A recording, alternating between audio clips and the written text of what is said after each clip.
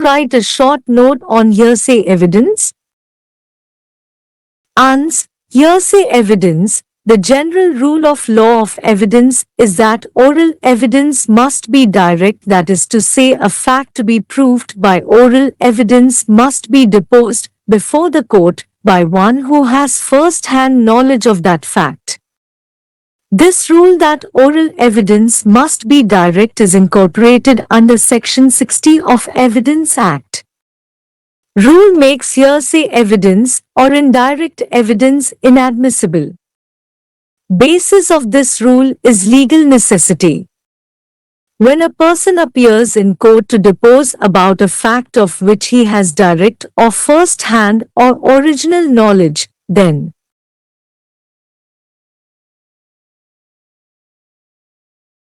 A. His statement can be recorded on oath. B. The party against whom he is deposing in court will have opportunity to cross-examine him to test his veracity. C. Such witness, if found to be deposing false, can be subjected to penalty of deposing false. But if hearsay evidence being allowed, then such witness could not be put on oath. Neither opposite party will have opportunity to cross-examine his testimony, because whatever he will say will be based on second-hand information or hearsay fact. Therefore, law insists upon that oral evidence must be direct within the meaning of Section 60 of Act. Hearsay evidence has been defined by Taylor thus: it is all evidence which does not derive its value solely from the credit given to the witness himself, but which rests also in part on the veracity and competence of some other person.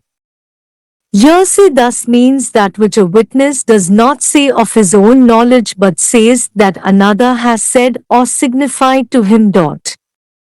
Hearsay, as a general rule, is excluded from legal evidence, but this general rule is subject to the following exceptions when hearsay evidence has to be admitted on the grounds of necessity or expediency. 1. Statements which are part of the res gesti, whether actually constituting a fact in issue, or accompanying and explaining a fact in issue. Section 6, Evidence Act. 2. Admissions and confessions. Sections 18 to 24 Evidence Act. 3. Statements made by persons dead or incapable of attending the court. Section 32 and 33 Evidence Act. 4. Statements in books of accounts, government charts, public record. Section 34 to 38 Evidence Act.